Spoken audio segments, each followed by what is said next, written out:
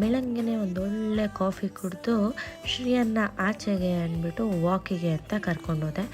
ವಾಕಿಗೆ ಕರ್ಕೊಂಡೋದಾಗ ಅಲ್ಲಿ ಎಷ್ಟೊಂದು ನಾಯಿ ಮರಿಗಳಿತ್ತು, ಅದನ್ನೆಲ್ಲ ನೋಡಿ ಮಾತಾಡಿಸ್ತಾ ಅದಾದಮೇಲೆ ಅಣ್ಣ ಬನ್ನಿ ಫಾರ್ಮಿಗೆ ಹೋಗೋಣ ಅಂದ್ಬಿಟ್ಟು ಫಾರ್ಮಿಗೆ ಕರ್ಕೊಂಡು ಹೋಗ್ತಾ ಇದ್ದಾರೆ. ತುಂಬ ದಿನಗಳಾದ ನಂತರ ನಾವು ಇಲ್ಲಿಗೆ ಬಂದ್ವಿ. ನೋಡೋಕೆ ತುಂಬಾ ಚೆನ್ನಾಗಿ ಅನ್ನಿಸ್ತು. ಅಣ್ಣ ತುಂಬ ಚೆನ್ನಾಗಿ ಎಲ್ಲ ಕೆಲಸವನ್ನು ಮಾಡಿಸಿದ್ದಾರೆ.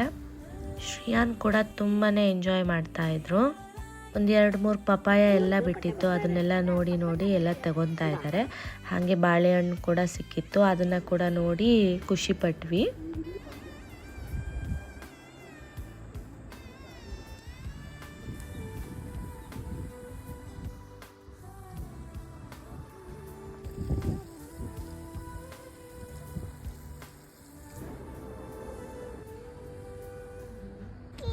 ಏನಪ್ಪ,